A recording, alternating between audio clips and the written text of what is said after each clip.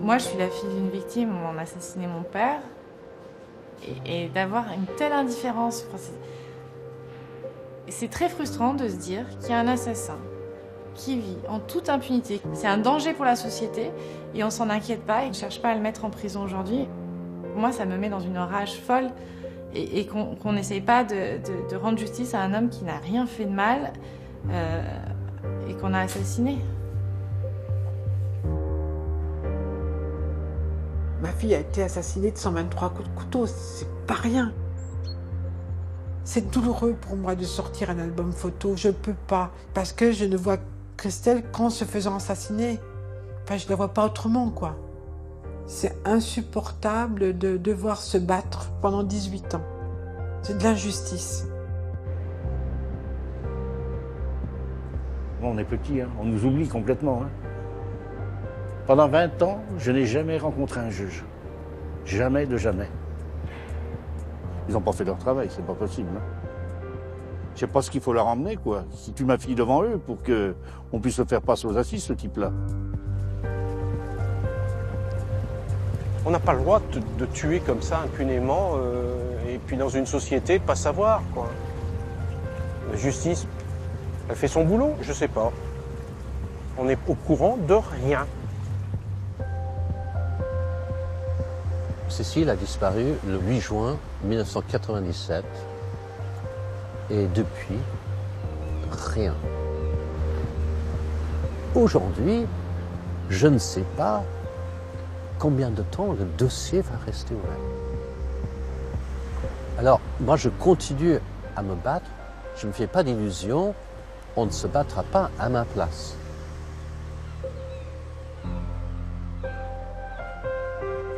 Pour certaines familles de victimes d'homicide, perdre un proche, c'est assister impuissante au renoncement de la justice. Des enquêtes qui piétinent, le silence des juges d'instruction, l'enlisement progressif des dossiers qui risquent d'être classés. En France, aucune statistique n'existe sur ces crimes non élucidés. Mais on estime en moyenne que chaque année, sur 1 millier d'homicides, environ 15% ne seront pas résolus dans un délai raisonnable. Avec le temps qui passe, ces affaires sont peu à peu oubliées par les juges et les enquêteurs. Commence alors le douloureux combat de ces familles abandonnées par la justice.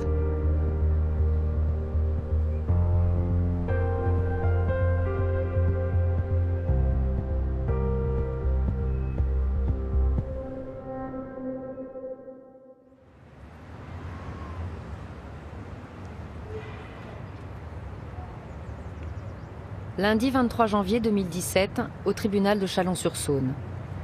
C'est aujourd'hui que s'ouvre le procès aux assises de Pascal Jardin, l'assassin présumé de Christelle Blétry. Sa mère, Marie-Rose, s'est battue pendant 20 ans pour que le meurtrier de sa fille, tué en 1996, soit identifié, arrêté et jugé.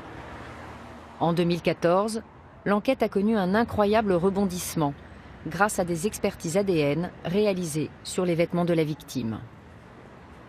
Pour la mère de Christelle, l'ouverture de ce procès est une première victoire dans ce long combat mené pour que justice soit faite. Ça fait 20 ans que je souffre, ça fait 20 ans que Christelle n'est pas là. Ma fille a été assassinée de 123 coups de couteau, c'est pas rien, quoi. Je veux dire, pour moi, c'était une évidence que le meurtrier serait trouvé rapidement.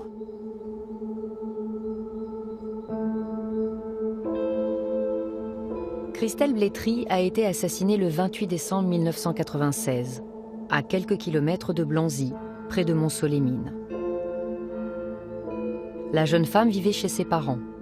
Elle avait passé la soirée chez des amis, mais n'est jamais rentrée. Son corps a été retrouvé le long de ce petit chemin de campagne, près d'une ferme. C'est un facteur qui a découvert Christelle au petit matin. Elle avait 20 ans.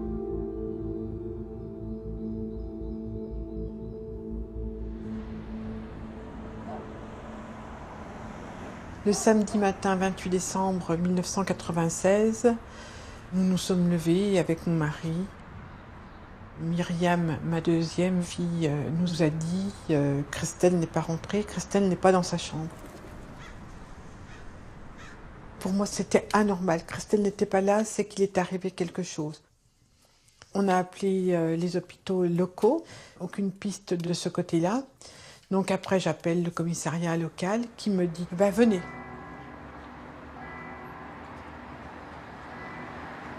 Et on nous fait patienter dans le hall d'entrée.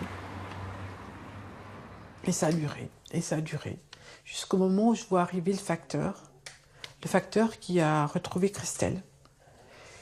Et le pauvre facteur, il avait les bras ballants. Il n'a pas pu me dire, quoi, parce que je pense qu'il savait. Il savait que c'était Christelle. On a appris qu'elle avait été assassinée de 123 coups de couteau par la presse le lendemain. À aucun moment, ni le policier, ni le médecin légiste ne nous a dit, nous a expliqué les conditions de la mort de Christelle. Voilà, c'était ça, le premier jour. Après la mort de Christelle, Marie-Rose Blétry ne tarde pas à comprendre que l'enquête risque d'être longue et difficile. Les premiers policiers sont des gens de la brigade financière. Voilà, vous avez tout compris. Et pourquoi ? Parce qu'il ne faut pas se faire assassiner le 28 décembre. Le 28 décembre, les gens sont en vacances. Entre Noël et les jours de l'an, les gens sont en vacances. C'est comme il faut éviter le mois d'août, il faut éviter Noël, éviter les jours de l'an, il faut éviter Pâques, enfin voilà. Après l'assassinat de Christelle, on a vu les policiers à la maison une fois, on a été convoqués une fois, et après, c'est insupportable qu'on n'enquête pas sur un crime. En réponse à ces premiers attaches, Marie-Rose se constitue partie civile afin d'avoir accès au dossier et de suivre les investigations des enquêteurs. Elle décide aussi de créer une association d'aide aux familles de victimes d'agressions criminelles. L'objectif est de mobiliser l'opinion publique pour que la justice enquête et de récolter des fonds pour payer les frais d'avocat. Très vite, elle est rejointe par d'autres familles de victimes de meurtres, pour lesquelles les assassins n'ont pas non plus été identifiés.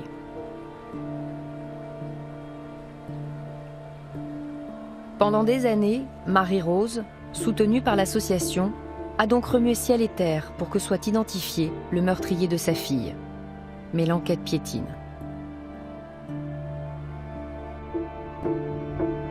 En 2014, 18 ans après les faits, la justice accepte enfin de procéder à des expertises ADN sur l'ensemble des vêtements de la victime. Un homme est identifié. Cet homme, c'est Pascal Jardin. Il avoue les faits avant de se rétracter. Aujourd'hui, il comparaît devant une cour d'assises pour l'agression sexuelle et le meurtre de Christelle Blétry. Il risque la réclusion criminelle à perpétuité. Je ne sais pas quelle sera sa position aujourd'hui, mais j'espère qu'il parlera. C'est tout ce que j'espère. Qu'il avouera. J'attends la vérité, c'est important pour nous, pour la famille, et puis pour l'association, pour la population, pour tout le monde, que la vérité sorte. L'affaire Blétry est une affaire emblématique, car sans la persévérance de Marie-Rose, le meurtre de Christelle serait sans doute resté impuni.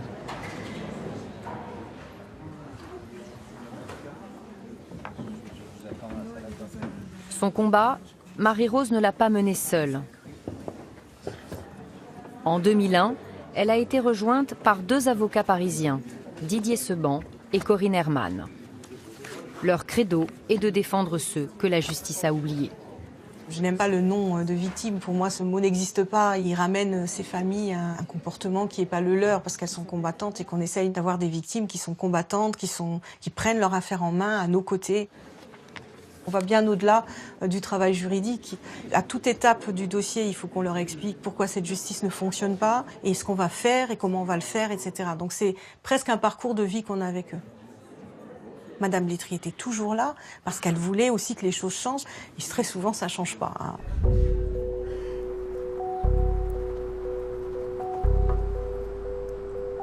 Dans une enquête criminelle, le juge d'instruction a un rôle primordial. Totalement indépendant, c'est lui qui dirige les actions de la police judiciaire, qui procède aux interrogatoires et aux mises en examen, avant de décider ou non de renvoyer les suspects devant une cour d'assises. On a des magistrats qui ne lisent même pas les procédures et qui ne veulent absolument pas engager des moyens pour faire de l'enquête. Ils ont leurs idées, ils pensent que ils vont rester 2 ans, 3 ans sur un dossier, ils laissent tourner le dossier et puis ils partent sans avoir rien fait. On a constaté quand on est arrivé dans le dossier que ça faisait plusieurs années qu'il n'y avait eu aucune intervention des services d'enquête ou du juge d'instruction. Madame Blétry s'est sentie totalement abandonnée par la justice, niée par la justice pendant des années. Monsieur le juge nous a traités de petites gens. Oui. C'est-à-dire ? Ben, je sais pas. Allez lui demander. Bon, nous sommes des ouvriers de bas étage, je sais pas, des ploucs, des... Bon, j'en sais rien comment on peut traiter, qu'est-ce que ça veut dire, des petites gens. C'est... La justice, elle a fait quoi en gros pendant toutes ces années, pour vous ? Silence. Je sais pas. Alors, je ne vais pas dire que rien n'a été fait, parce qu'il y a eu des choses de faites. Mais ça a été toujours par des petites étapes. Moi, j'aimerais qu'on arrive à recenser le temps de travail dans mon dossier sur la durée. Je pense que ça... Voilà, c'était quoi, 1 an sur 20 ans ?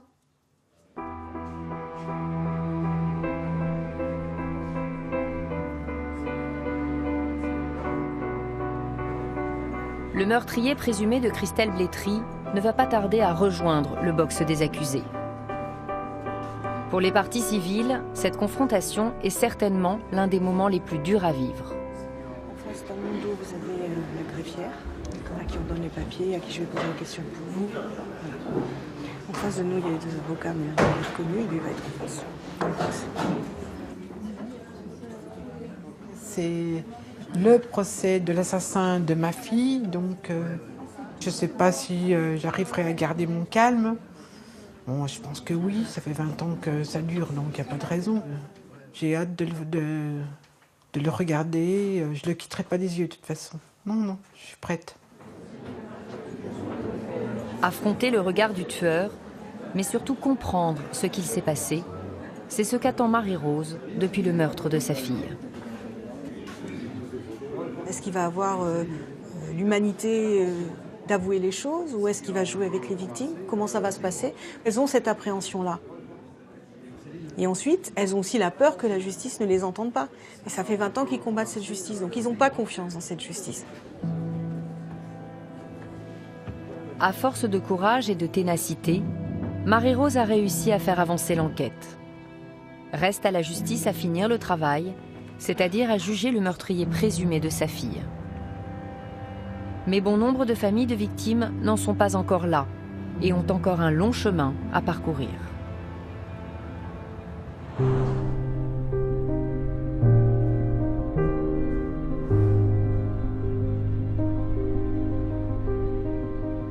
Se battre pour obtenir justice, c'est ce que fait Éric Boisserand depuis le meurtre de sa fille Marine, le 11 octobre 2005.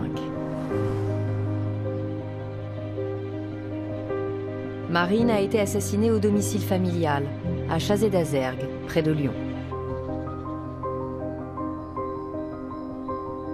Je suis rentré chez moi après ma journée de travail. Et puis j'ai trouvé ma fille dans une mare de sang. J'en ai encore l'image. Elle me revient souvent d'ailleurs. Et elle était comme on dit, assassinée, tout simplement. Voilà. Marine avait 20 ans. Elle a été poignardée de 12 coups de couteau. Son père est arrivé quelques minutes après sa mort.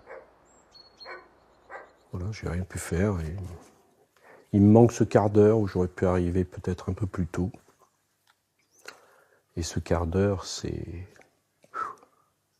12 ans après encore. Terrible.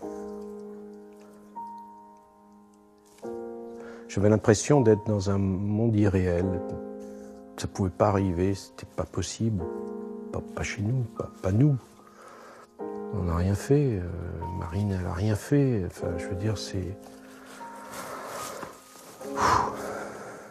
On est impuissant, complètement impuissant. Puis surtout, c'est, ouais, on est tellement sidéré, on ne sait plus à qui se vouer, on ne sait pas à qui parler. On est plus que mal. Je suis toujours mal, hein. En parler, c'est difficile, hein, quand même. À la mort de Marine, Éric Boisserand fait appel à Gilles Jean Portejoie, bâtonnier à Clermont-Ferrand. En acceptant ce dossier, jamais ce ténor du barreau n'aurait imaginé en être là 12 ans plus tard. Nous sommes dans la banlieue plutôt chic de Lyon. C'est un pays calme, un village calme. On se dit que dans ce village calme, un crime de cette nature ne peut pas ne pas être élucidé. Vous savez, en matière pénale, ça se termine mal quand ça a mal commencé. Et là, ça a véritablement mal commencé. Le dossier est confié à la gendarmerie du Cru pendant 15 jours. C'est elle et elle seule qui travaille sur ce dossier. Et manifestement, le travail effectué au départ ne l'a pas été de manière convenable. 2 jours après, les gendarmes me disent « Monsieur Boisserand, il faut qu'on fasse des prélèvements d'ADN dans la maison ». Donc on occulte tout, le Blue Star, et on trouve des petites taches de sang dans la salle à manger. Vous savez ce qu'ils ont pris comme ADN sur ces taches de sang? L'ADN du gendarme. Voilà. La montre de ma fille était à 2-3 mètres d'elle. Qu'est-ce qu'on retrouve comme ADN dessus? L'ADN du gendarme, d'un gendarme. Il était là en plus parce qu'on l'avait invité pour qu'il voie une scène de crime. Il n'était même pas dans l'enquête, il n'était même pas enquêteur. C'était juste pour voir. Ben, il prend la montre dans la main. L'ADN, ils ont tout pollué, tout pollué. Mais on dit rien, on dit rien. Même moi, je dis rien. Qu'est-ce que vous voulez que je dise? Je suis tellement abasourdi que... Aux alentours de la maison, les gendarmes n'ont relevé aucun indice. L'arme du crime, un couteau de cuisine, n'a jamais été retrouvée. Les enquêteurs n'ont pas relevé non plus de traces d'effraction, laissant supposer que la jeune femme connaissait son agresseur. Pourtant, ils vont suivre une toute autre piste, celle d'un centre de réinsertion pour jeunes en difficulté, l'Abri, situé à 200 mètres du domicile familial. D'emblée, la justice a fait fausse route. On leur disait, nous, que c'était quand même plutôt un proche. Marie n'aurait pas ouvert à quelqu'un qu'elle ne connaissait pas, puisqu'elle était toute seule dans la maison à ce moment-là, puisque j'étais au travail. Donc c'est quelqu'un connu, qu'elle connaissait. Mais on ne va pas plus loin. On ne va pas plus loin. Ils n'ont pas écouté, ils n'ont pas entendu. Alors ils ont travaillé sur l'Abri pendant plus d'1 an.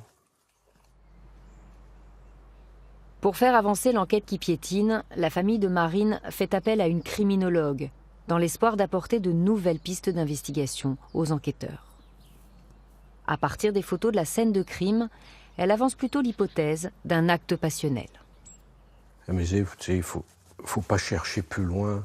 C'est quelqu'un, un ex-petit copain. C'est quelqu'un qui fait 1m80 à peu près, 1m82, qui est droitier, un homme, avec une rupture sentimentale et vraisemblablement sous l'emprise de stupéfiants. Dans le dossier, il n'y en avait pas 36. Hein. Il n'y en a qu'un. Mais le juge d'instruction, il n'en a rien à faire. Il ne veut surtout pas qu'on l'influence. 5 ans plus tard, cette piste est enfin suivie par la justice. Un ex-petit ami de Marine est arrêté. La jeune femme voulait rompre avec lui pas. Mis en examen pour homicide volontaire, il est placé en détention provisoire fin 2011, avant d'être libéré quelques semaines plus tard, faute de preuves.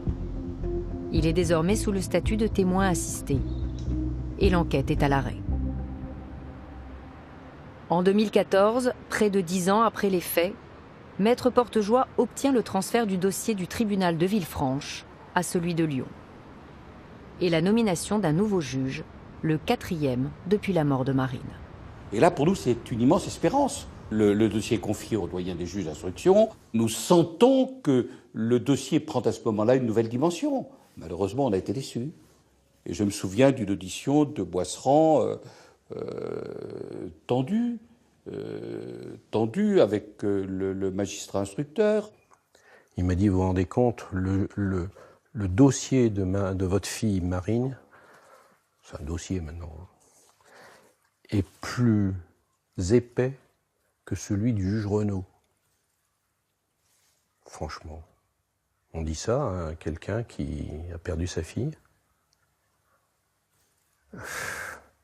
Ils sont sur une affaire, ils sont pas dans le sentimental. C'est vrai, on est dans l'émotionnel, moi je suis dans l'émotionnel plus que tout, je suis à vif. C'est viscéral, c'est pas un dossier. Alors je veux bien, mais bon, il n'y a pas d'humanité, aucune. Il y a même plus que ça. Enfin, cette personne me dit, de toute façon, on fera rien. Ça a coûté déjà trop cher. Et alors ?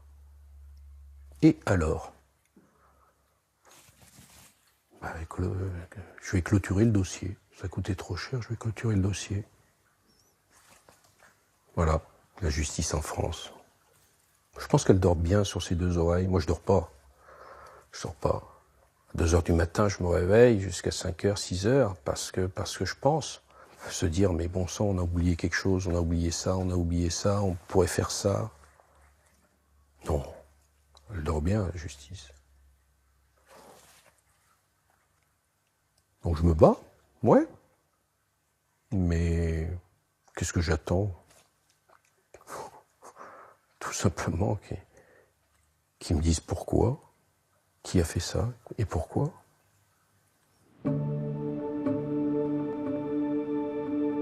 La formation des juges d'instruction intègre peu l'aspect humain, pourtant essentiel face à la douleur de ces familles. Les recevoir, les écouter n'est pas dans leurs habitudes.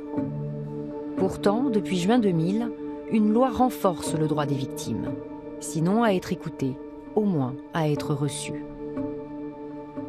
Elle stipule aussi qu'elles doivent être tenues informées de l'avancement de l'enquête tous les 6 mois par le juge d'instruction. Mais cette loi, dans les faits, n'est pas appliquée, et des voix commencent à s'élever contre ce silence, comme celle de Serge Portelli, magistrat et président de chambre à la Cour d'appel de Versailles. Les magistrats sont des grands taiseux. Ils parlent très peu. Il y a dans cette profession, comme dans beaucoup d'autres, ce qu'on appelle un devoir de réserve. Voilà. Mais ça n'empêche évidemment pas le juge ou le procureur de parler, d'expliquer ce qu'il fait. Je pense qu'on n'a pas encore compris vraiment que la moitié du temps de l'activité d'un juge, c'est d'être face à un homme, ou une femme, ou un enfant, avec toutes leurs particularités. Donc, voilà, il faut former un professionnel à ça, à ce contact, à cet échange. Et c'est pas en lisant le code pénal qu'on va y arriver. Et il faut effectivement que, face à un proche de victime, mais il faut qu'il n'ait pas peur de recevoir, d'écouter, d'expliquer, d'être critiqué. Et on ne peut pas rester enfermé dans notre tour d'ivoire. Et ça, il faut que ça change.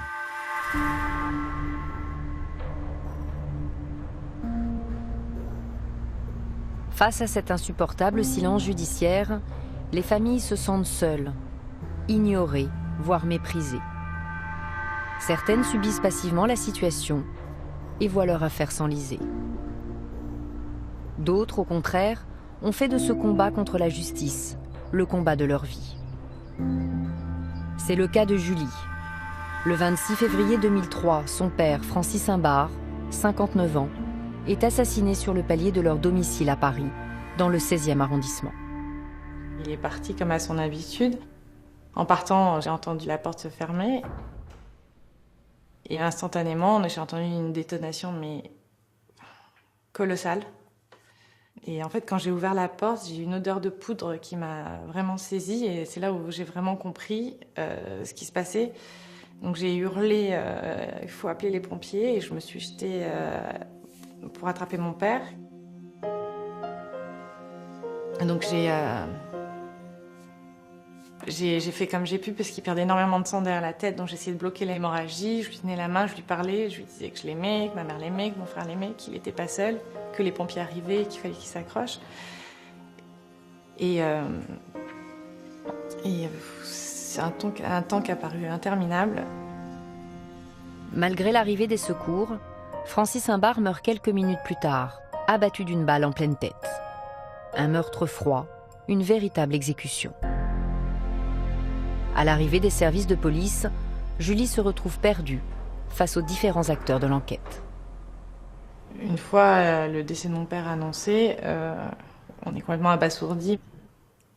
Et des gens arrivent chez nous, alors on ne sait pas qui c'est, puis on nous dit ça c'est le procureur, et puis le commandant de police, le commissaire de police. Donc on sait qu'il y a la crime, le 36 des Orfèvres, et tout le monde se balade chez nous, comme si on faisait partie des meubles. On nous prend, on nous pose, on dit attendez là. Et voilà, et je reste là jusqu'à 9h du soir. Et à 9h du soir, il m'emmène au 36 quai des Orfèvres pour faire ma déposition. Puis d'un seul coup, ils n'ont plus besoin de nous, ils disent vous pouvez y aller. Il n'y a pas d'empathie. C'est vrai que c'est très très dur. Le premier jour, on ne comprend rien en fait. Et puis ça recommence le lendemain.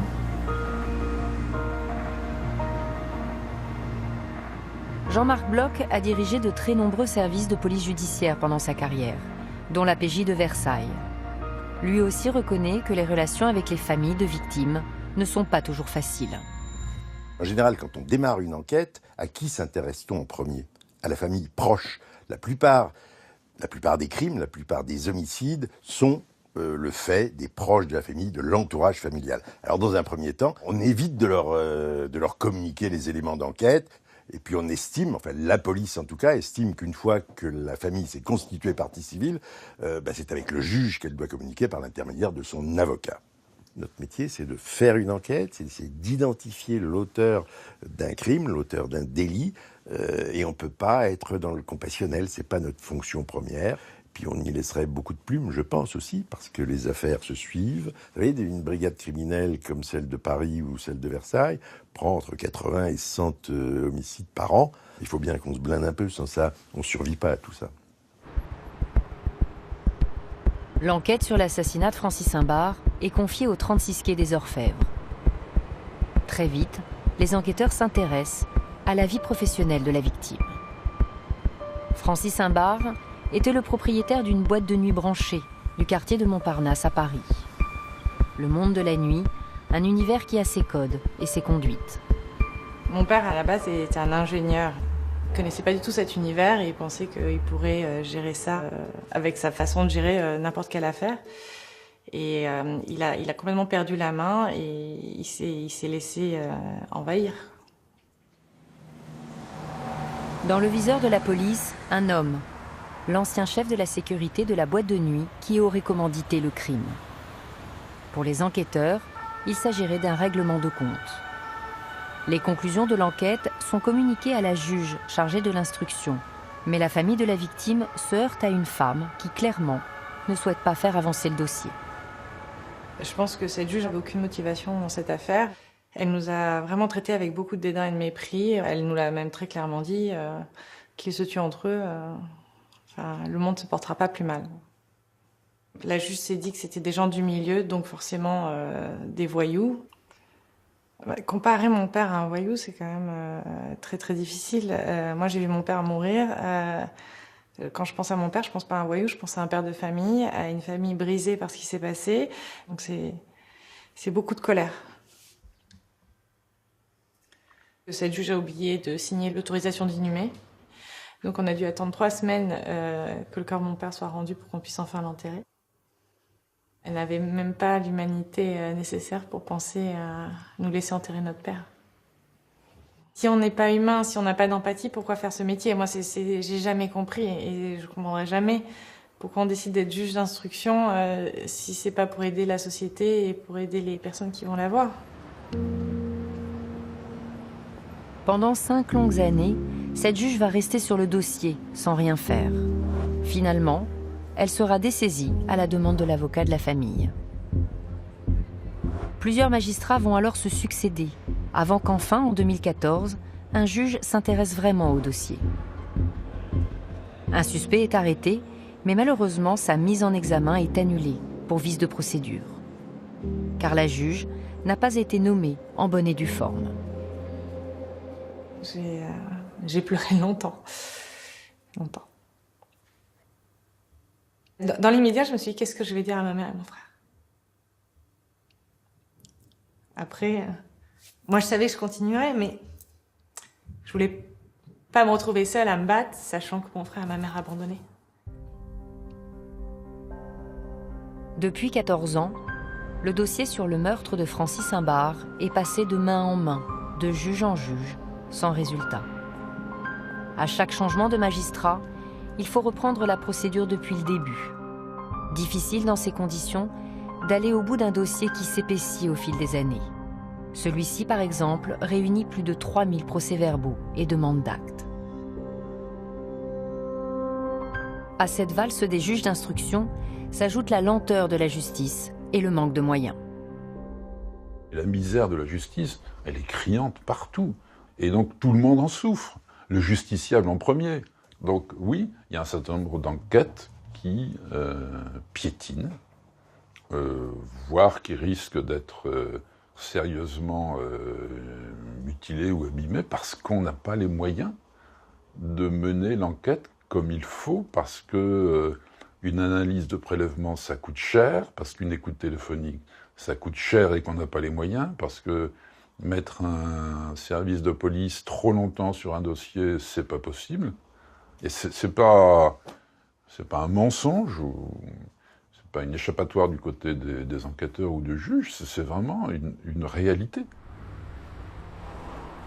Cette lenteur de la justice, ce manque de moyens pour mener l'enquête à son terme, Julie et son frère Lionel les subissent depuis des années. En janvier 2017, un 5e magistrat a enfin été nommé par la Chambre de l'instruction, après des mois sans aucun juge sur le dossier. Ce matin, ils ont rendez-vous avec leur avocat pour faire le point. Eh bien, c'est reparti. Oui. Ouais, c'est reparti. Nouveau juge. C'est un nouvel espoir quand même. Vous la connaissez? Oui, je la connais. C'est un magistrat avec laquelle j'ai déjà eu des affaires. Je pense qu'on peut compter sur elle. On a besoin d'être rassuré juste cette partie-là, c'est savoir si elle est capable de mener jusqu'au bout, qu'elle lâche rien. Maître Valland est aux côtés de Julie et de Lionel depuis 9 ans. Il dénonce sans complaisance les nombreux dysfonctionnements dans ce dossier et surtout ce douloureux silence de la justice depuis 14 ans. C'est au juge de les recevoir et de leur dire ce qui se passe, où il va, où il ne va pas et pourquoi il n'y va pas. Voilà, les étapes de la procédure. Ce qui est redoutable, c'est que ça fait de nous, avocats, eh bien, quelque part, les porte-paroles de cette justice muette. Ce silence, c'est de la violence aussi. Enfin, je veux dire, c'est de la violence qui se rajoute à de la violence qu'on a subie. Et le traitement qui leur est réservé, c'est de la maltraitance. Je veux dire, le système judiciaire, cette espèce d'idéal, vous voyez, c'est un socle, c'est un équilibre social, et là, il est rompu, totalement. En fait, ce qui est affreux, c'est qu'on a l'impression de marteler le même clou depuis le début. On demande juste, faites le boulot, parce que dans des centaines d'autres affaires, en 20 ans, j'ai vu des gens poursuivis et condamnés avec bien moins d'indices que ceux dont nous disposons.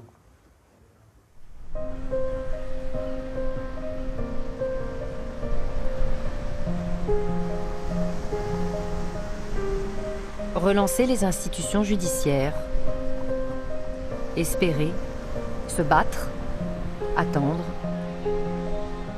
Voici le quotidien de ces familles de victimes, oubliées par la justice.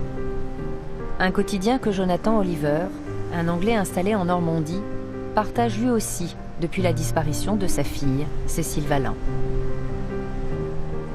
C'était il y a 20 ans, le 8 juin 1997, en Savoie. Cécile avait 17 ans et depuis, personne ne l'a jamais revue.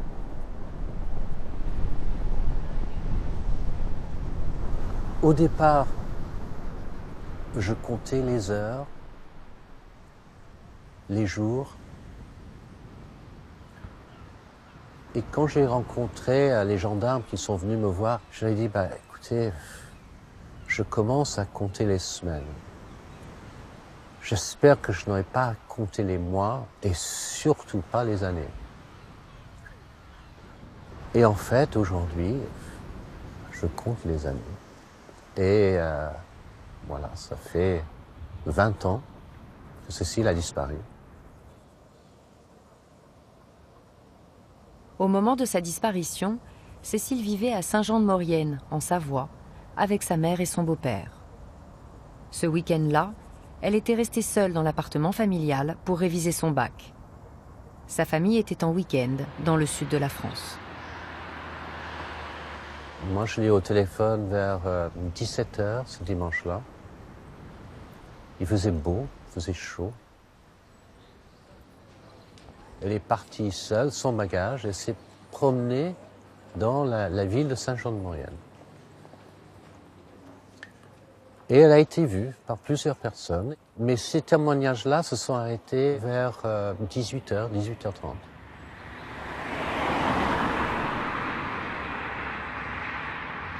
Et depuis, rien. Aucune nouvelle de Cécile, aucune. Et ce cauchemar, 20 ans après, est toujours là.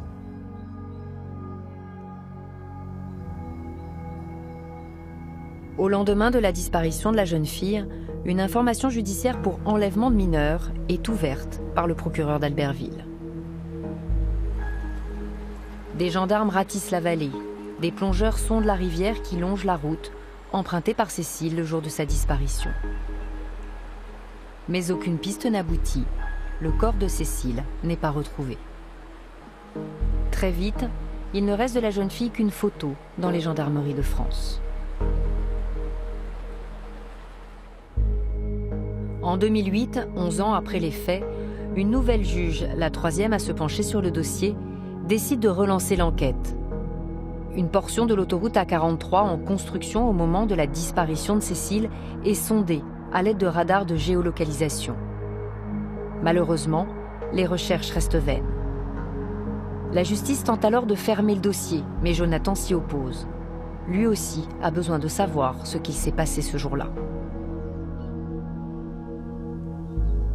Il y a 2 ans à peu près, je me suis rendu compte que ça faisait 17 ans et demi que je n'avais pas vu Cécile et que Cécile a disparu à l'âge de 17 ans et demi. Donc voilà, autant de temps sans elle qu'avec elle. Depuis la disparition de sa fille, Jonathan écrit tous les jours, ou presque. Il a rempli une vingtaine de petits agendas, un par année, pour ne rien oublier, même si certaines dates restent gravées à jamais. Voilà. Le 8 juin, c'est l'anniversaire de sa disparition.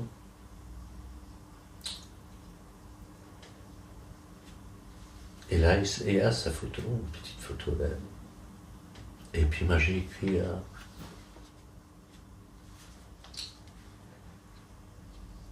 en anglais,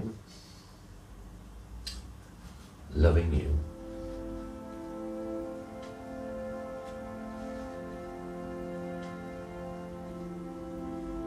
C'est le mot que je lui dis tous les jours, de toute façon. Donc il y a des journées comme ça qui sont très très importantes.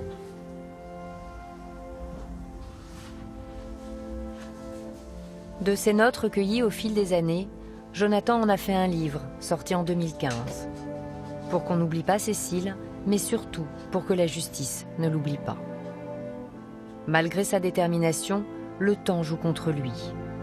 À 3 reprises déjà, la justice a voulu fermer le dossier. À chaque fois, Jonathan s'est battu et a obtenu gain de cause. Mais pour combien de temps encore? Pourquoi on fermerait ce dossier? Si on ferme le dossier, on ferme l'espoir. Moi, je vis avec l'espoir intense de trouver ce que Cécile est devenue.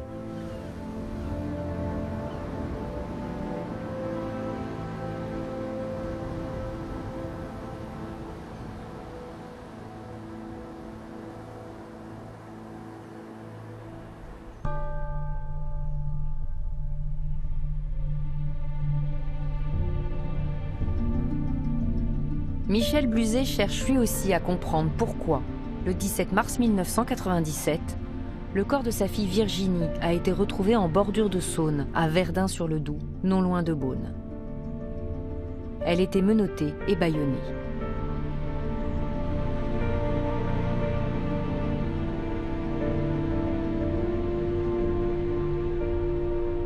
À l'époque, c'est le major Jean Guenin, aujourd'hui gendarme à la retraite, qui s'est occupé de l'enquête. Les 2 hommes sont restés très liés. C'était mes coins de pêche ici. J'ai complètement tout arrêté, car avant j'étais un fou pêcheur, mais j'ai tout arrêté. D'avoir retrouvé ma fille dans la Saône, ça me fait tout bizarre de revenir là quand même. 20 ans ont passé, mais le meurtre de Virginie n'a jamais été résolu. Moi, je pensais que l'affaire serait réglée dans les 3 ans. Mais jamais je pensais que 20 ans après, je serais ici. Le corps a été retrouvé par un pêcheur qui se promenait le long de la berge. Et il a prévenu les gendarmes de Verdun-sur-le-Doubs. Et le soir même, on va savoir qu'il y a une jeune fille de Beaune qui a disparu depuis 40 jours. Elle s'appelle Virginie Bluzet. Quand je suis arrivé, j'ai compris tout de suite. Tous les agents de police étaient là. Je savais qu'il y avait quelque chose de grave pour ma fille, parce que c'était pas son attitude de ne pas nous appeler. Elle partait une journée ou 2, puis elle nous appelait tout le temps. Ouais, ça fait 20 ans, oui. Ouais, c'est dans la tête, ça, on ne peut pas y oublier, ça. C'est la vie, ça. Ouais.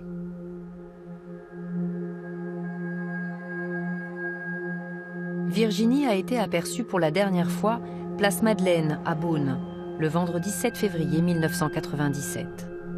Ce soir-là, 2 témoins avaient assisté à une violente dispute entre la jeune femme et son petit ami, alors qu'elle montait dans sa voiture. On ne l'a jamais revue vivante. 3 mois plus tard, le conducteur du véhicule sera finalement mis en examen et incarcéré, avant d'être libéré à la demande de son avocat pour défaut de preuves. Le 5 avril 2002, soit 5 ans plus tard, le magistrat me convoque en me disant « Voilà, j'ai pris une décision » et il me fait lire un document de 11 pages sur lequel je note effectivement, allez, je vais dire sur 10 pages, des charges suffisantes pour le renvoyer carrément devant une cour d'assises. Et malheureusement, la dernière page, je lis ordonnance de non-lieu. Heureusement que je suis assis à ce moment-là parce que véritablement, les bras m'en tombent. Je demande au magistrat pourquoi. Et il me répond, la justice ne veut pas être ridicule. Je ne comprends pas. Honnêtement, il y avait, je pense, de quoi le renvoyer devant une cour d'assises. Quand il y a eu le non-lieu, après on se dit, ça y est, on a abandonné, quoi. C'est vrai, par la justice. Ils n'ont pas fait leur travail, c'est pas possible. Hein. En ayant des preuves quand même formelles, je sais pas ce qu'il faut leur emmener, quoi. Si tu ma fille devant eux pour qu'on puisse le faire passer aux assises, ce type-là. J'ai insisté pour que le magistrat reçoive la famille Bluzet. Sa réponse je vais être vague. C'est qu'il a d'autres dossiers à traiter. Ouais. Ils sont beaucoup plus Peut-être importants plus que ma fille. importants. Oui, ben oui. Voilà. Hein, c'est Ouais, c'est ça, c'est son problème à lui. Oui. Plus important que ma fille qui a été tuée, c'est beaucoup plus important les autres dossiers. Donc je voudrais bien savoir quand même la vérité, quoi, avant que je m'en aille, moi, c'est vrai. Il faudrait quand même qu'il soit puni, ce type-là.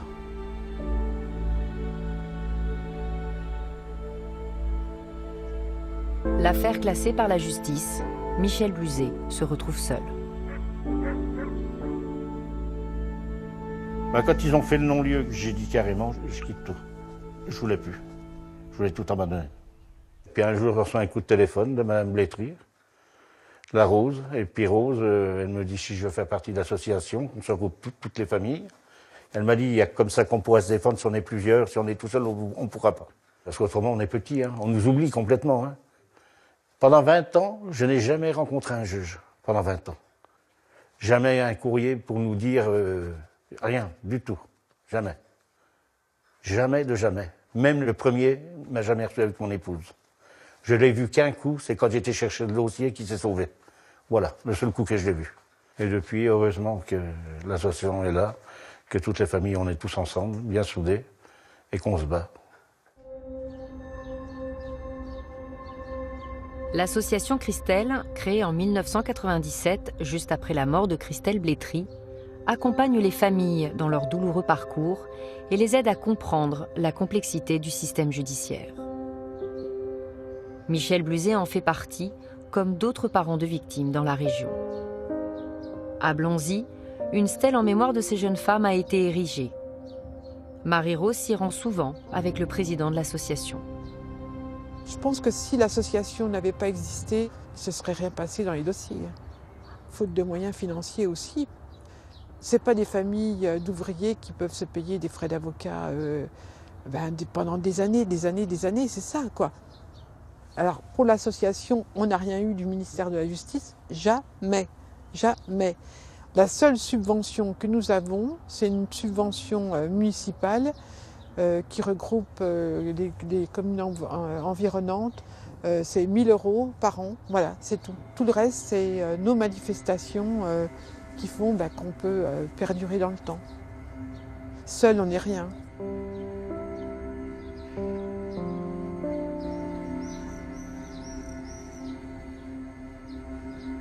Pour que la justice continue à enquêter sur ces dossiers, l'association a fait appel à 2 avocats parisiens, Didier Seban et Corinne Herman. Ce sont eux qui, jour après jour, relancent la justice. Mais pas seulement, ils soutiennent aussi les familles dans leur combat.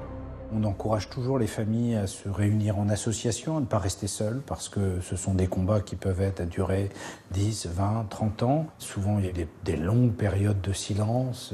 Vous savez, ne serait-ce que pour obtenir la copie d'un dossier, quelquefois, il faut 2-3 ans. Pour convaincre un juge de réouvrir une affaire, quelquefois, il faut 5 ou 6 ans. Malheureusement, il faut que les gens se prennent en main et qui n'acceptent pas l'intolérable. Le temps des victimes qui attendent qu'on leur rende justice est un peu passé. Aujourd'hui, il faut qu'elles soient présentes dans le système judiciaire, qu'elles s'affirment et qu'elles demandent des comptes. Pour rouvrir un dossier qui a fait l'objet d'un non-lieu, il faut trouver de nouveaux éléments.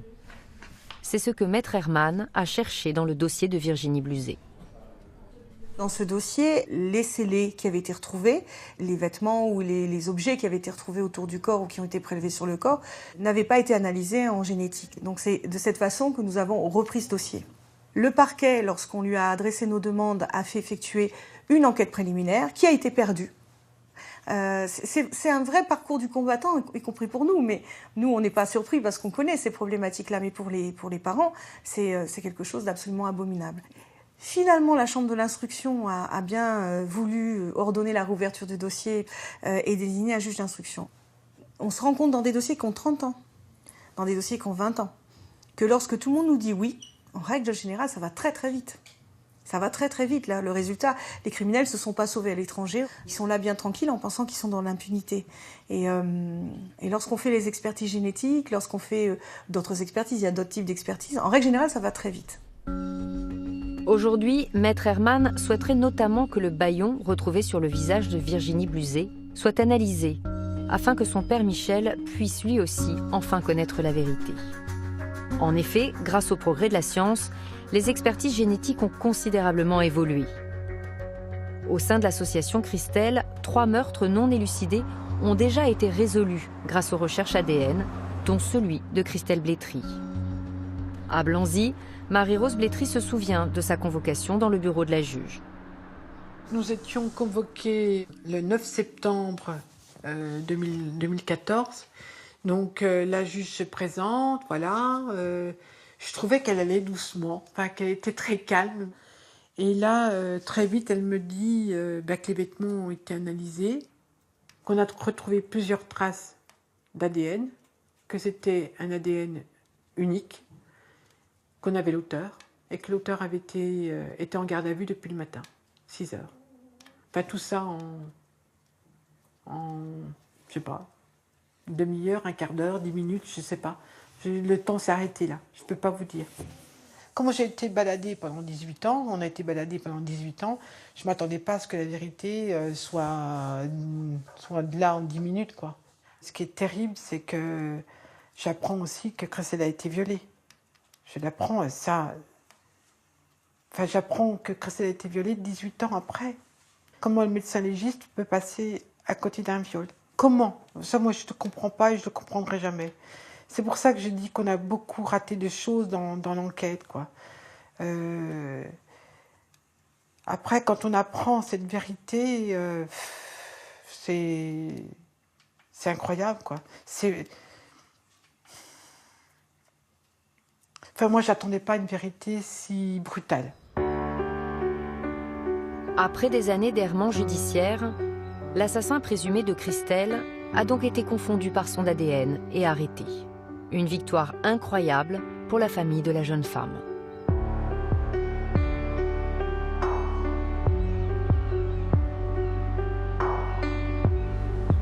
À Paris, Julie Imbard, elle, attend toujours que la justice fasse son travail.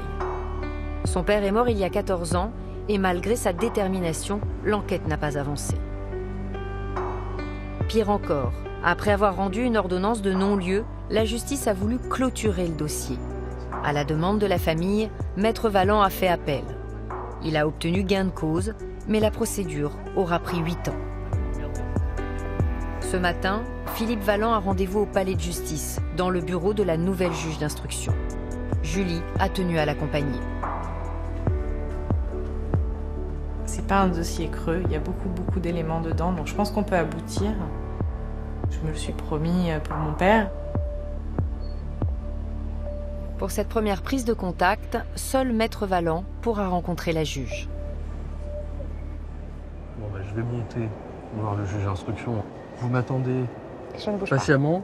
À tout de suite. À tout à l'heure.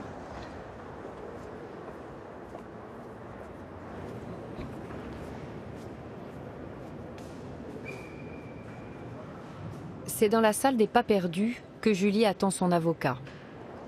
Une attente difficile, car pour Julie, ce rendez-vous pourrait enfin être synonyme d'aboutissement. Il y a plein de gens qui me disent passe à autre chose, tourne la page. Mais comment on peut tourner la page quand son père est mort d'une balle à la tête dans ses bras, dans une mare de sang? Enfin, c'est intolérable. Donc oui, ça ne le fera pas revenir, mais ça aidera à faire un deuil plus digne que de se dire qu'il est mort assassiné, qu'on l'a laissé 3 semaines oublié dans un frigo pour avoir le droit de l'enterrer, puisqu'on a supplié qu'on nous rende le corps. Donc il y a un moment, il faut juste un peu plus de dignité. Je me sers de cette colère pour me battre et pour pas désespérer.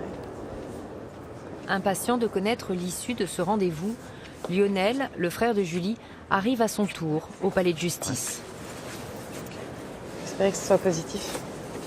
J'espère aussi, juste ça, peut-être bon signe qu'il soit resté longtemps. J'espère. Écoute, on verra, plus qu'à croiser les doigts. Tu veux t'asseoir?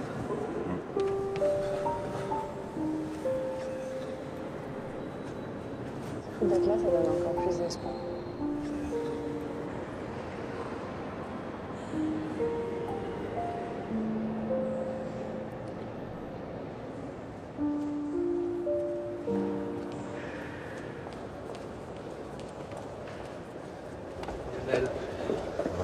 Ça va bien? Très bien. Ouais. Bon, vous avez pu rentrer dans le palais, ça va. Oui. Bon, Alors? Il y a des matins où on se sent mieux. Ouais. Ouais. Le dossier est arrivé dans son bureau. Évidemment, elle n'a pas encore eu le temps de le consulter. Voilà, mais moi, je suis exprimé librement sur ce qu'était mon sentiment dans ce dossier. Donc, voilà, ça va commencer. Plutôt ça, positif. c'est quand même... Non, c'est incontestablement positif. J'ai aussi été très clair sur l'idée que vous soyez entendu, parce que ça fait 13 ans que vous n'avez pas été entendu. Ce qui est quand même... Vous l'avez mentionné là ou Oui, pas? oui, tout à fait, oui, c'est normal. Ouais. C'est un bon début avec cette nouvelle juge. Ouais. Avec cette nomination, le dossier pourrait enfin aboutir, même s'il va falloir tout reprendre depuis le début, et que la procédure risque d'être encore longue, très longue. Si enfin ceux qui doivent être mis en examen sont mis en examen, il faudra quand même leur laisser le temps, à eux aussi, de construire leur défense. Et donc, très sincèrement, moins de 2 ans d'information judiciaire, c'est impossible. Et puis, si cette information judiciaire se termine par un renvoi devant la cour d'assises, là, on est encore sur une période d'1 an et demi ou 2 ans. Donc, je sais qu'entendre 4 ans, ça n'est pas un plaisir, mais enfin, je ne peux pas raconter d'histoire autre que celle qui pourrait se dérouler. Mais voilà. L'idée d'une condamnation, enfin, des auteurs de l'assassinat avant 4 ans, elle est peu probable. Excusez-moi, j'ai la tête qui tourne. Pardon. J'ai des vertiges, j'entends. Ça va? Ouais. Excuse-moi, j'ai la tête qui tourne. Bah oui. Pas de moyen de faire monsieur, on peut partir. Non, Voilà. Ouais, non, mais je suis consciente, c'est juste que oui. Il y a le sol qui tangue. Ouais, c'est le stress. Moi, ça part avec le stress, je m'écroule. Non, tout va bien.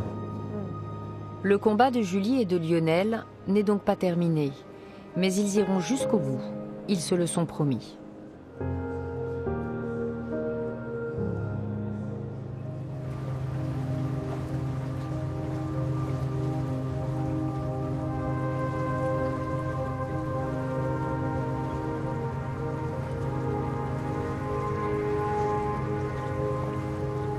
Éric Boisserand, qui se bat depuis 12 ans, est lui aussi plus décidé que jamais à obtenir gain de cause.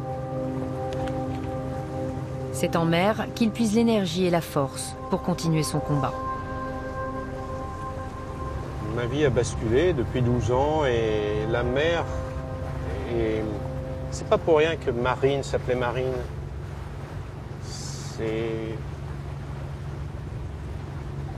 Marine, c'est la mer, c'est le bleu, c'est ses yeux bleus, c'est... Voilà. Je suis là, à côté d'elle. Vraiment. Il n'y a qu'ici où je suis là, avec elle.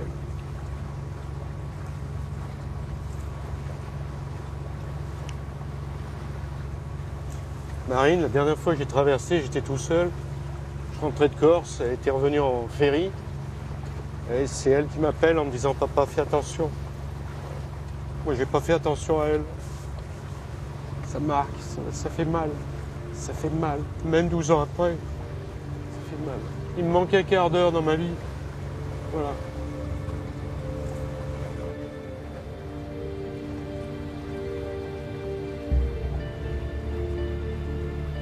Il y a des moments où c'est dur. Voilà, c'est la vie, mais bon... J'assume, je lâcherai jamais. Oh là là. Je suis pas dans la vengeance, mais je suis dans le droit. Je suis dans mon droit. Je lâcherai jamais. Tant que je serai vivant, je lâcherai pas. Voilà, c'est tout, point barre.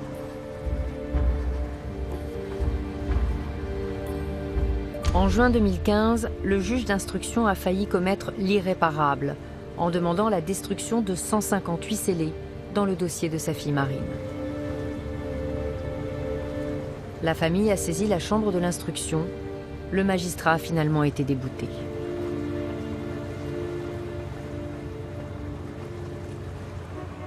En octobre 2016, toujours à la demande de la famille, le dossier sur le meurtre de Marine a été transféré à l'Office central pour la répression des violences aux personnes, situé à Nanterre, en région parisienne. Philippe Guichard dirige cet office depuis 5 ans. Il a notamment sous ses ordres 53 policiers, gendarmes et psychocriminologues tous affectés à la résolution des cold cases. Avant de relancer des investigations, les enquêteurs sont d'abord chargés de relire les dossiers. On s'occupe des dossiers où on sent qu'il y a des pistes nouvelles à explorer. Très souvent, les magistrats me sollicitent en recours final, en quelque sorte, avant de les classer finalement, pour vérifier si rien n'a été oublié. Voilà, c'est ce qui s'est passé dans le dossier Boisserand. Je sais parfaitement que pour la famille, on peut considérer être la dernière chance. J'en ai parfaitement conscience, mais à un moment donné, je comprends aussi les juges qui disent « écoutez, je ne vois pas ce qu'on peut faire de plus sur ce dossier, tout a été fait ». Le dossier est énorme, hein, donc ça nous demande beaucoup de temps de relecture.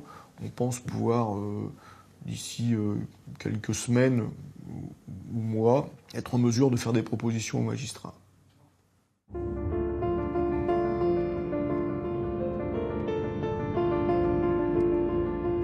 Que justice soit rendue, c'est le moteur de toutes ces familles qui veulent faire éclater la vérité, mais qui sont totalement enchaînées au bon vouloir des juges d'instruction. Michel Bluzet a failli tout lâcher lorsque le juge a prononcé un non-lieu pour le meurtre de sa fille. 20 ans après la découverte du corps de Virginie sur les bords de Saône, il est enfin convoqué par un magistrat. Je m'en vais voir le juge au tribunal à Châlons. Je vais lui dire que je ne suis pas tout seul. Hein. Il y a beaucoup d'enfants qui ont disparu. C'est dans l'oubli, malheureusement. On va se battre jusqu'au bout. Mais bon, moi, les années, elles tournent. Hein. J'ai quand même 68 ans. J'espère que la justice fera son travail. Au bonheur, ça serait comme Rose, qu'on me dise, ça y est, on a trouvé l'assassin. Je serais très très content pour mes enfants, puis en mémoire de mon épouse aussi.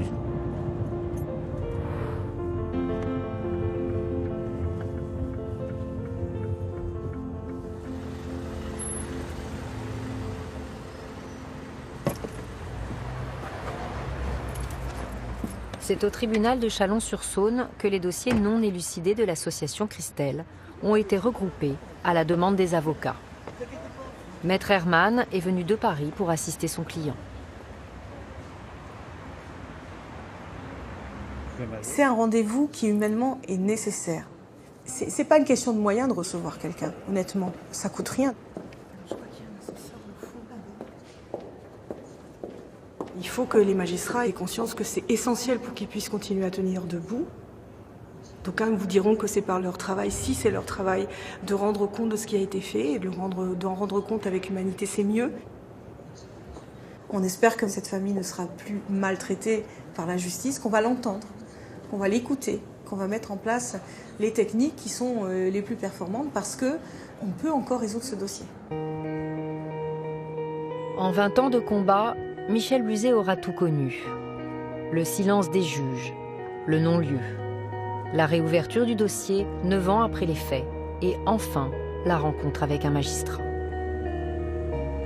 Il ne reste maintenant à la justice qu'une chose à faire, mener l'enquête à son terme et identifier le meurtrier.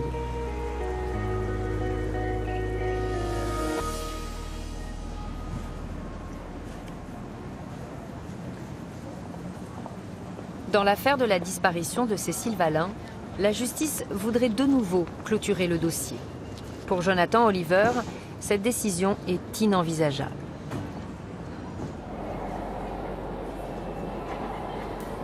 Avec son avocate, Cathy Richard, ils descendent au tribunal d'Albertville, rencontrer la juge d'instruction en espérant pouvoir la faire changer d'avis.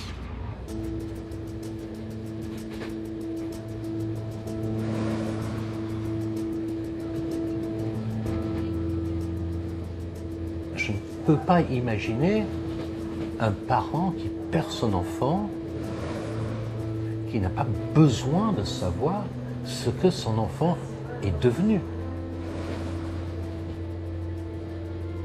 Le deuil est impossible. Ce n'est pas un objectif de faire le deuil de Cécile, mais ça serait une façon de retrouver une certaine tranquillité.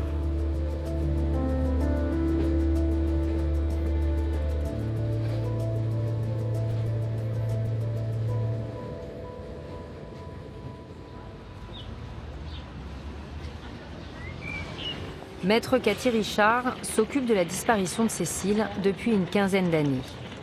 À 3 reprises déjà, le dossier a failli être classé. À chaque fois, il a fallu trouver de nouvelles pistes d'enquête pour éviter le non-lieu dans un dossier où malheureusement aucune trace ADN ne peut être exploitée.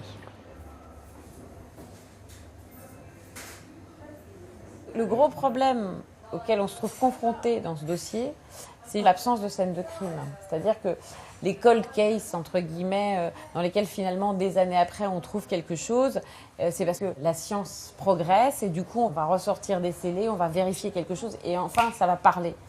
Et là on n'a rien, on a une jeune fille de 17 ans qui s'évapore. Ce qu'il faut, c'est de jamais lâcher et puis se dire, quelque part quelqu'un sait. Et si quelque part quelqu'un sait, on peut savoir aussi. L'épée de Damoclès d'un dossier qui risque de se fermer, c'est une épée de Damoclès qu'on connaît depuis 15 ans. Voilà.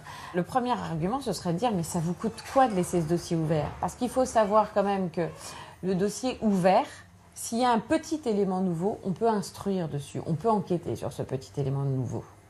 Et puis, on peut tirer quelque chose ou pas.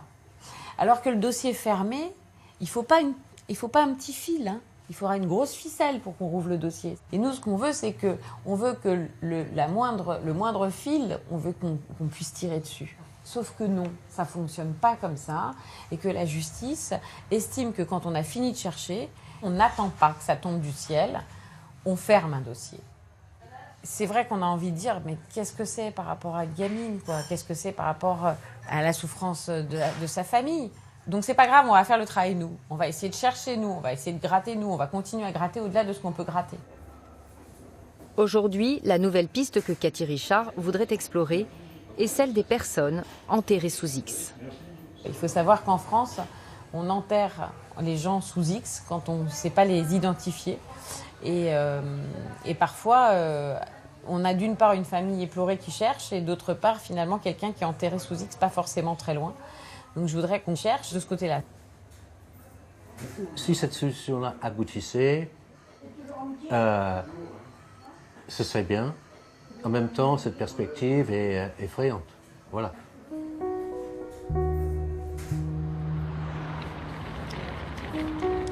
Quand ils décident de clôturer un dossier, les juges d'instruction ont recours à l'article 175 du Code pénal. Le rendez-vous avec la juge est prévu dans quelques minutes. Secret de l'instruction oblige, nous ne pourrons pas assister à l'entretien. La juge a même demandé à ne pas apparaître à visage découvert. Bonjour maître. Bonjour juge, comment ça va? Bien, hein? Bien. Malheureusement. Comment celui-là? Donc celui-là, ça ira vraiment bien. Vous nous diriez quelque chose? Ouais. Ils sont plutôt aujourd'hui. Ouais. Et du moment où je ne dis pas non plus 175. On va en discuter. On va en discuter.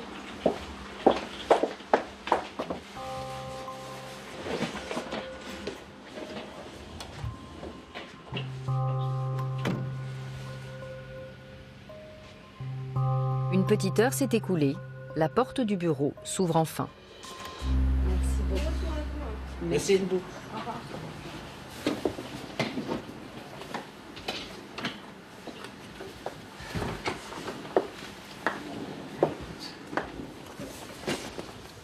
Eh ben, c'est encore ça de gagner.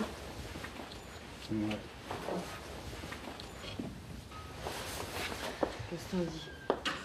On a un rendez-vous dans un an, peut-être avant. Donc, voilà. Déjà, le dossier n'est pas fermé. Donc c'est bien. Oui. Et puis, on repart sur ce qu'on a évoqué intéresse le juge d'instruction. Donc, ça donne un an de plus à respirer. Oui. Alors c'est déjà 20 ans après, c'est bien. C'est bien. L'espoir va continuer et voilà. Je ne peux pas dire que je suis soulagé, mais c'est bien. Voilà. Voilà. Je ne vais pas sauter de joie parce qu'on ne ferme pas de dossier. Je ne suis pas encore remis de ma tension d'avant, mais voilà, c'est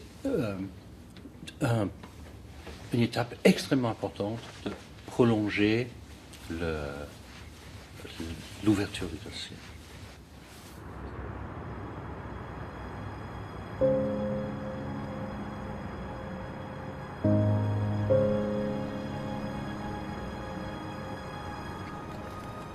Du courage, de la détermination, de la volonté, de la patience aussi. C'est ce dont Marie-Rose a fait preuve pendant 20 ans. Et ça a payé, puisqu'aujourd'hui, le meurtrier présumé de sa fille devrait être condamné. Au tribunal de Chalon-sur-Saône, le procès de Pascal Jardin touche à sa fin. C'est le dernier jour. On saura aujourd'hui à combien d'années il va être condamné. J'espère qu'il sera condamné à la réclusion criminelle à perpétuité. Je suis très calme. Je suis très confiante. Je ne vois pas comment il ne peut pas être condamné à la peine maximale.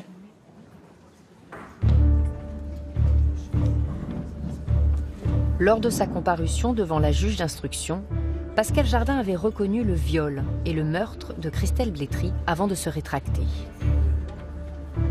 Tout au long du procès, il a nié le crime, reconnaissant simplement une relation sexuelle consentie. Face au box des accusés, Marie-Rose Blétry, ses enfants et son frère, tous partie civile, ont écouté, en soutenant le regard de Pascal Jardin, les témoignages qui se sont succédés à la barre. J'ai beaucoup pensé à mon mari, parce que mon mari n'est plus là, et il n'est pas là au moment du verdict de l'assassin de sa fille, quoi. Donc ça, c'est terrible. J'ai beaucoup pensé à lui, j'ai beaucoup pensé à Christelle. C'est pour eux qu'on fait ça aussi.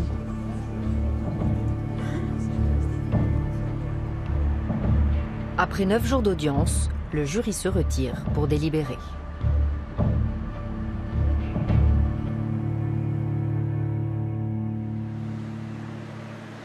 Six heures plus tard, la cour d'assises de Saône-et-Loire vient de rendre son verdict. Pascal Jardin est condamné à la réclusion criminelle à perpétuité, assortie d'une peine de sûreté de 20 ans. La justice est rendue, ça fait 20 ans qu'on attendait, et oui, c'est bien, c'est ce qu'on attendait.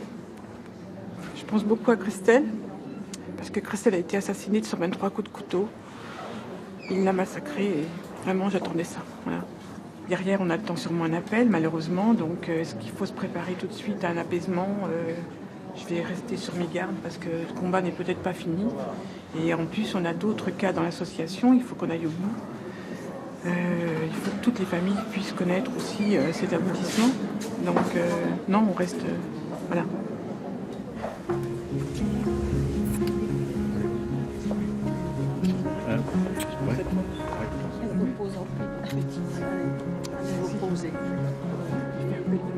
Bah oui, j'ai même pas une journée très prise. C'est pas grave. Allez, on continuera. Ça va maintenant, ça va aller. On va se battre. On va voir la suite. Courage encore. Vous avez la nouvelle?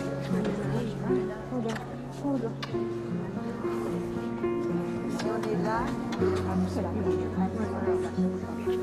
je pense qu'on a raté 18 ans d'enquête et qu'on a réussi la sortie.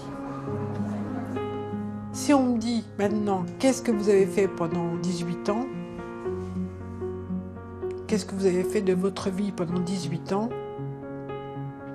Pas grand-chose. À part de se battre